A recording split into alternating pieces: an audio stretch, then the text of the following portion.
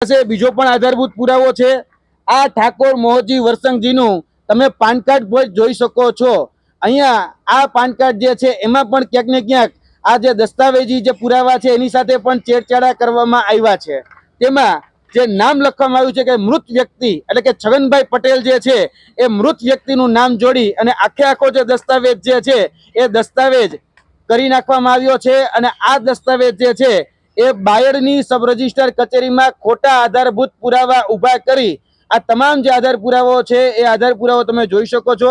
આ ખોટા બનાવટી આધાર પુરાવા ઉભા કરી જે વ્યક્તિના નામે 1950 થી જમીન છે એટલે કે છગનભાઈના નામે 1950 થી જમીન છે એનો 7/12/8 નો ઉતારો પણ અમારી પાસે છે, જેમાં એ મૂળ ખાતેદાર છે।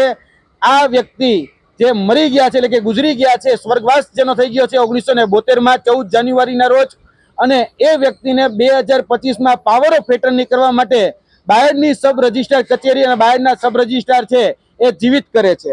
આ તમામ પ્રકારના દસ્તાવેજી પુરાવો અમારી પાસે છે અને આમાં મસ્ત મોટું જમીન કૌભાંડ થયેલું છે। લગભગ 9 વીઘા જેટલી જમીન અને અત્યારે વીઘાનો જે ભાવ ચાલે છે કરોડોમાં ચાલે છે, એટલે કરોડો રૂપિયાનું મસ્ત મોટું કૌભાંડ એ પાવર ઓફ એટર્ની ના માધ્યમથી આખો દસ્તાવેજ કબજે કરીને ક્યાંક ને ક્યાંક આચરવામાં આવતું હોય એવું સ્પષ્ટપણે દેખાય છે। જે સાક્ષીઓને રજૂ કરવામાં આવ્યા છે એ સાક્ષીઓ જગદીશભાઈ બાબુલાલ એ મૂળ ઠાસરાના છે, કાલસર ગામના છે, અને તેની સાથે સાથે બીજા જે સાક્ષી છે ચેતનસિંહ પર્વતસિંહ સોલંકી એ બીબીની વાવ એટલે કે મૂળ બાયડના છે, અને વાસણી રેલ સાથે એમનો કોઈ જ નાવા નીચોવાનો સંબંધ નથી, છતાં પણ એ આત્માના ઓળખ માટે એ કહી શકાય કે બાયડની જે સબ રજિસ્ટ્રાર કચેરી છે ત્યાં સુધી આવી ગયા। અને બાયડના જે સબ રજિસ્ટ્રાર છે રણજીત મોડિયા તે વર્તમાનમાં મોડાસા માલપુરના સબ રજિસ્ટ્રારના ચાર્જમાં પણ છે। હવે ખરેખર તો પ્રશ્ન એ થાય કે સબ રજિસ્ટ્રારે બાયોમેટ્રિક થવા કઈ રીતે દીધું, કારણ કે આધાર કાર્ડના આધારે જ્યારે બાયોમેટ્રિક થાય એના ભૂતકાળના મરણના દાખલાઓ છે। હવે હું એ પણ કહી દઉં કે આના જે વારસદારો છે એટલે કે છગનભાઈ જે મૂળ જમીનના માલિક છે તે એ જમીનના મૂળ માલિકના વારસદારોનું નામ છે વિઠ્ઠલભાઈ છગનભાઈ પટેલ એટલે કે એમના દીકરા, એમના બીજા દીકરાનું નામ છે શંકરભાઈ છગનભાઈ પટેલ।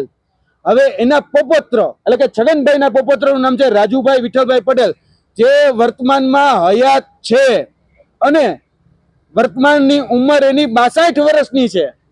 એટલે ક્યાંક ને ક્યાંક આ પણ ચોંકાવનારું છે કે જે પોપોત્ર છે એની ઉંમર 62 વર્ષની છે। હવે જે દાદા બતાડ્યા 54 વર્ષના બતાડ્યા એટલે 8 વર્ષ નીચે, એ પણ ક્યાંક ને ક્યાંક જોવા જેવું છે। બીજું કે પેઢીનામું રજૂ કરવાનું હોય તો એ પેઢીનામું શા માટે સબ રજિસ્ટ્રાર દ્વારા ચેક કરવામાં ન આવ્યું, શા માટે એનું બાયોમેટ્રિક થઈ ગયું, એટલે કે મરેલ વ્યક્તિનું બાયોમેટ્રિક પણ અહીંયા થઈ ગયેલું છે, મરેલ વ્યક્તિની ઓળખ પણ અહીંયા કરી દેવામાં આવેલી છે। એટલે આ ફક્ત ને ફક્ત કોઈ દીવાની દાવો નથી, આ જોવા જઈએ તો ક્યાંક ને ક્યાંક સુનિયોજિત કાવતરું છે, કૌભાંડ છે અને આ ફોજદારી દાવો છે, કારણ કે સરકારી દસ્તાવેજો સાથે ચેડા કરી અને ક્યાંક ને ક્યાંક આ કૌભાંડ આચરવામાં આવ્યું છે। જે નોટરી અધિકારી છે એ નોટરી અધિકારીએ જે ખરેખર ફિઝિકલ હાજરી જે વ્યક્તિની જોઈ એ ફિઝિકલ હાજરી પણ ક્યાંક ને ક્યાંક લીધી નથી। તેની સાથે સાથે જોવા જઈએ તો જે નકલી દસ્તાવેજો બનાવ્યા છે, આ જે ગુનાહિત કાવતરું આચર્યું છે, આ માધ્યમથી અમે સરકારને અપીલ કરીએ છીએ કે એની પર તાત્કાલિક તપાસ થાય અને ગુજરાતના મહેસૂલ મંત્રી, ગુજરાતના મુખ્યમંત્રી અને વિજ્ઞાન જાથાવાળાને પણ અમે કહીએ છીએ કે ભાઈ જે વ્યક્તિ આત્માનું બાયોમેટ્રિક કરી શકતો હોય ખરેખર એનો નોબેલ પારિતોષિક આપવું જોઈએ। એટલે આ ત્રણ વ્યક્તિઓને વિનંતી છે કે મહેસૂલ મંત્રી હોય, આપણા મુખ્યમંત્રી હોય કે વિજ્ઞાન જાથાવાળા હોય, આ સબ રજિસ્ટ્રારને મહેરબાની કરીને નોબેલ પારિતોષિક આપો કે જે વ્યક્તિ 53 વર્ષ પહેલા ગુજરી જાય એનું જો બાયોમેટ્રિક કરાવી શકતા હોય તો ખરેખર એ વ્યક્તિ અદ્ભુત કહેવાય અને એનું ખરેખર સન્માન થવું ખૂબ જરૂરી છે। એટલે ક્યાંક ને ક્યાંક આજે મૃત વ્યક્તિનું આધાર કાર્ડ, મૃત વ્યક્તિના ખોટા દસ્તાવેજ ઉભા કરી આ જમીન હડપવાનું છે, જમીન કૌભાંડ જે છે, આજે મેં મીડિયાના માધ્યમથી તમારા સમક્ષ રાખ્યું છે। આ તમામ આધાર પુરાવા અમે અરવલ્લીના એસપી વર્તમાન કહી શકાય કે જે પોલીસ ઉચ્ચ અધિકારીઓ છે એને પણ અત્યારે સુપરત કર્યા છે। આ તમામ આધાર પુરાવા સાથે અમે આની અંદર નિષ્પક્ષ તપાસની માંગણી કરીએ છીએ। જી, આપના સવાલો।